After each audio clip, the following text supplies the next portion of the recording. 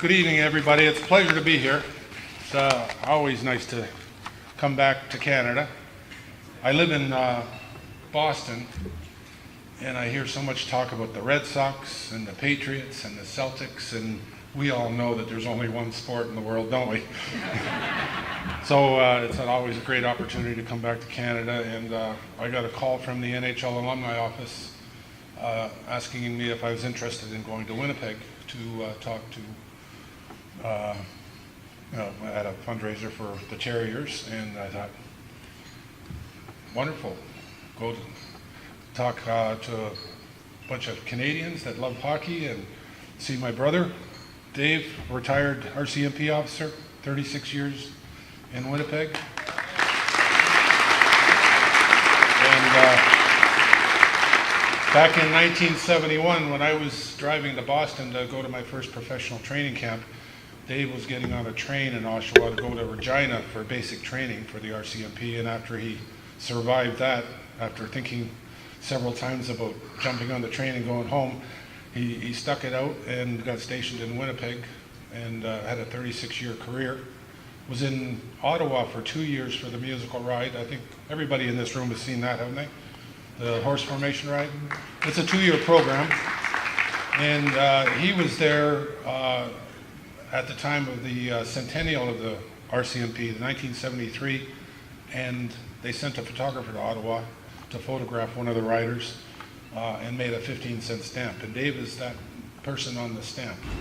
So if you ever see the 15-cent stamp, he is my older brother, but I can lick him anytime I want to. It was also a chance to visit my sister-in-law, who is a nun, Sister Bernadette O'Reilly. She was the director of Rossbrook House. Is anybody familiar with Rossbrook House in Winnipeg? It's a respite for inner city kids. And she entered the convent shortly after. She was married to our oldest brother for 1 year, and he passed away. And she entered the convent, and it's just led a wonderful life helping inner city kids for the last 25 years. So they picked me up at the airport last night, took me out to dinner, took me out to breakfast this morning, and he's my chauffeur here today. Dave, I had a chance earlier. Dave drove me over to the arena, and I visited with a lot of the boys, the young Terriers. Half a dozen of them were not there. They were attending a funeral, and I understand we lost a young 21-year-old hockey player to illness. But I met the guys, and they all seemed to be in a frolicking mood. But I imagine if you're 21-1, is it 21-1-1? I'd be in a good mood too. You know. But you're off to a terrific season. I wish you the best of luck the rest of the season. Hard and smart, and stay healthy, and bring home another championship. My brothers and I grew up in a small community like this. We grew up in Oshawa. It was a little bit bigger, General Motors town. And we came up through a youth hockey league, the CYO league, and played for the city teams. The CYO league had 6 teams, 6 churches, 3 games every Sunday, 12 o'clock, 1 o'clock, and 2 o'clock. You could not miss your game if your parents dropped you off at 11:30 at the Children's Arena.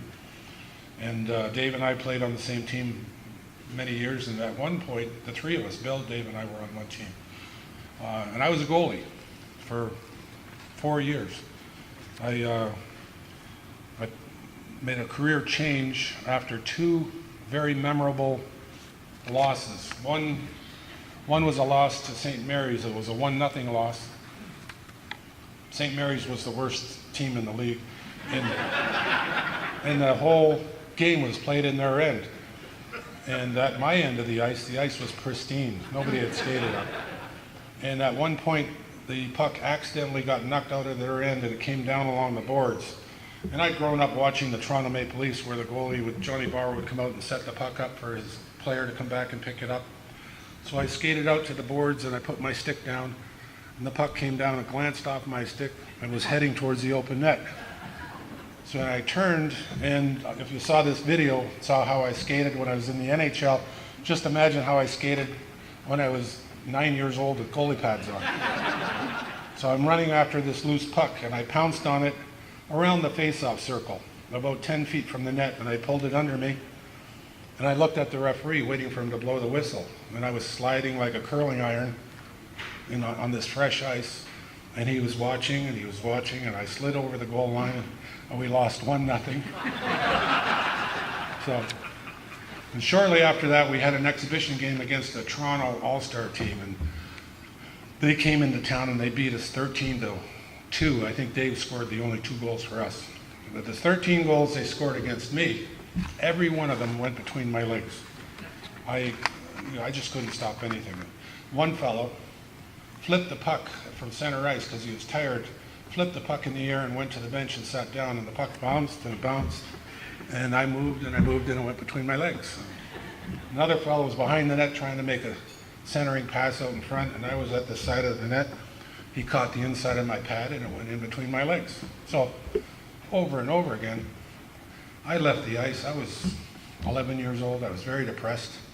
Children's Arena in Oshawa was next to the train station. I walked right by the dressing room door, out the back door, to the train tracks.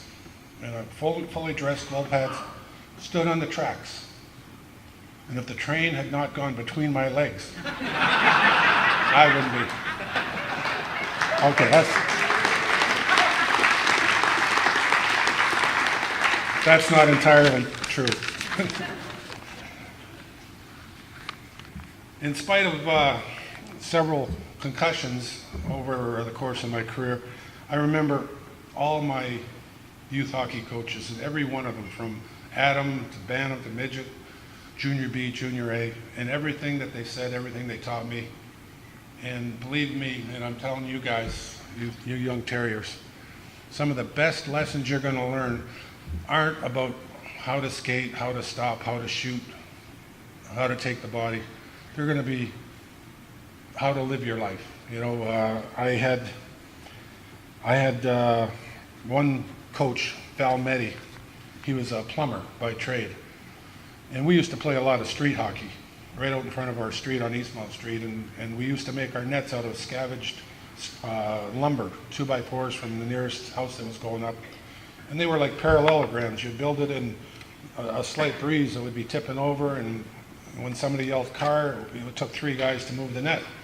So I thought, I'm going to see if I can make a real net out of pipe. I got on my bicycle, rode down to Mr. Meddy's shop, and told him what I was planning. I asked him if he had any old pipe that I could have from renovation.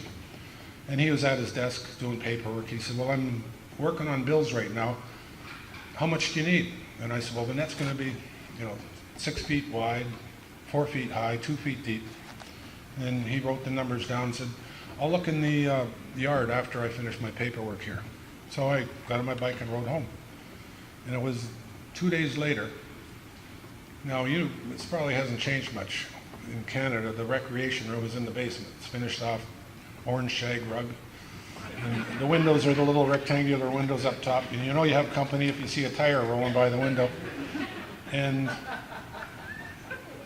I could see the tire roll into the driveway. I was waiting for the knock on the door. And then the tire rolled back out of the driveway with no knock. So I popped up and looked out the window, and sitting on the grass in the backyard was a completely assembled hockey net delivered to my backyard. And that was, and is, the nature of the kind of person that coaches youth hockey, and to this day. And how many coaches do we have in here? Just raise your hands if you've coached a hockey team or a basketball team or anything. Not that we call basketball a sport, but all right. It's the lessons, the life examples that you teach the kids by picking them up for practice at 6 in the morning and buying donuts for them and consoling them after a tough game. It's those lessons that really you carry through life and are life, lifelong remembrances.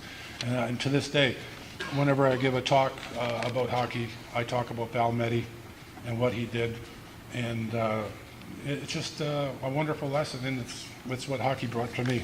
Just one example of what hockey brought to me.